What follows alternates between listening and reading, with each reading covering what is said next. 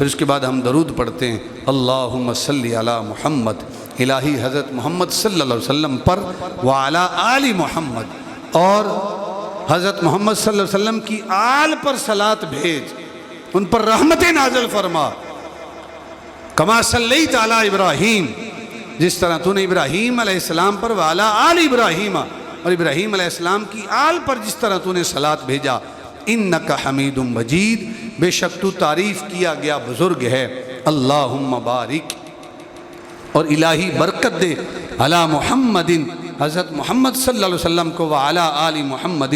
اور حضرت محمد صلی اللہ علیہ وسلم کی آل کو، کما بارکتا، جس طرح تو نے برکت دی، علی ابراہیم وعلی آل ابراہیم، ابراہیم علیہ السلام اور ابراہیم علیہ السلام کی آل کو، انکا حمید مجید، بے شک تو تعریف کیا گیا بزرگ ہے۔ آگے ہم دعا پڑھتے ہیں، کوئی بھی دعائے معصورہ پڑھ سکتے ہیں، ضروری نہیں کہ آپ رب جعلنی پڑھیں، آپ ربنا آتنا فی الدنیا پڑھ سکتے ہیں، آپ اللہم انی ظلمت نفسی ظلما کثیرا ولا یغفر الذنوب الا انت، آپ یہ دعا مانگ سکتے ہیں، جو بھی دعائے معصورہ قرآن اور حدیث سے ثابت ہے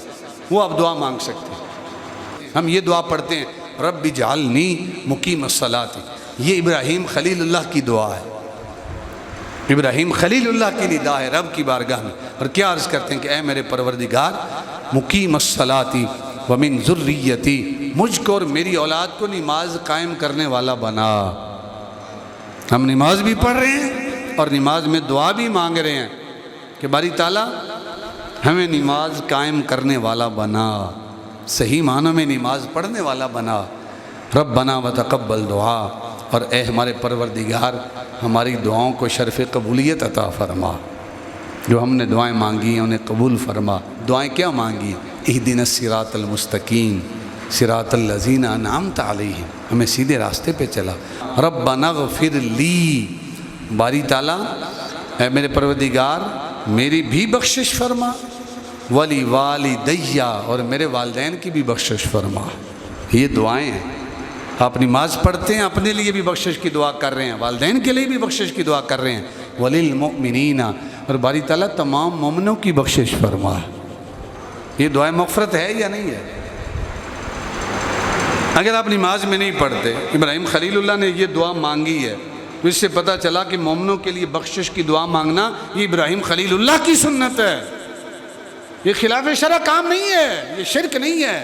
اللہ کا نبی شرک سے پاک ہے، اللہ کا نبی شرک نہیں کرتا۔ ربنا اغفر لی، باری تعالیٰ میری بخشش فرما، ولی والدیہ، میرے والدین کی بخشش فرما، وللمؤمنین، اور مسلمانوں جو مومنین ہیں ان کو بخش دے، یوم یقوم الحساب، جس دن کے عملوں کا حساب قائم ہو اس دن باری تعالیٰ میری بھی بخشش فرما، میرے والدین کی بخشش فرما، اور تمام مومنین کی بخشش فرما۔ یہ کہہ کر ہم سلام پھیرتے ہیں، السلام علیکم ورحمۃ اللہ، کہ تم پر سلامتی ہو اور اللہ کی رحمت ہو۔ یہ سلام کس پر ہے؟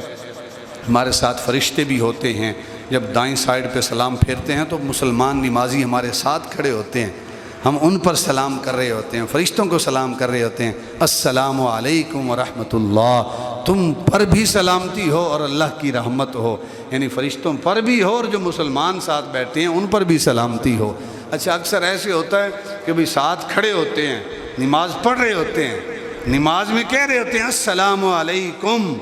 ورحمۃ اللہ، تم پر سلامتی بھی ہو اور رحمت بھی ہو، لیکن اندر اس کے ساتھ بغض بھی ہوتا ہے، حسد بھی ہوتا ہے۔ نماز میں دعائیں دے رہے ہیں لیکن اندر ویسے بغض بھی ہے، حسد بھی ہے، کیا فائدہ اس دعا کا؟ جب نماز میں کھڑے ہو کے اندر ہم بغض لے کے کھڑے ہیں، کیا فائدہ اس نماز کا؟ دلوں کو صاف کریں، جو اپنے ساتھ کھڑے ہیں ان کے لیے دلوں کو صاف کریں۔ اور افسوس کے ساتھ کہہ رہا ہوں، آپ کا نہیں کہہ رہا، اللہ ماشاءاللہ اکثریت یہی ہے کہ نمازیوں کو تو چھوڑ دیں کہ ہم نماز پڑھتے ہوئے امام کے خلاف پتہ نہیں ذہن میں کیا کیا خدشات لیے بیٹھے ہوتے ہیں۔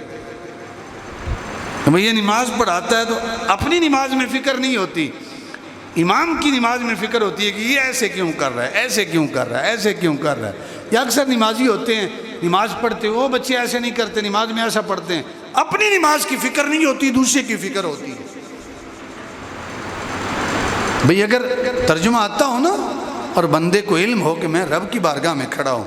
اور میں مناجات کر رہا ہوں، باری تعالیٰ تو سب سے بڑا ہے، تو پاک ہے، ساری تعریفیں تیرے لیے ہیں،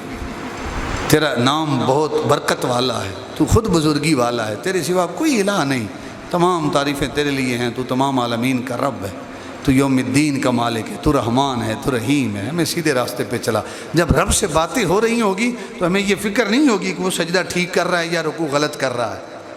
ہمیں اپنی فکر ہوگی، رب کے ساتھ باتیں چل رہی ہیں۔ اس کیفیت کے ساتھ جب آپ نماز پڑھتے ہیں تو نماز میں خشوع و خضوع بھی آئے گا اور سرور بھی آئے گا۔ اللہ تعالی ہمیں اسی خشوع و خضوع کے ساتھ نماز پڑھنے کی اور قائم کرنے کی توفیق عطا فرمائے۔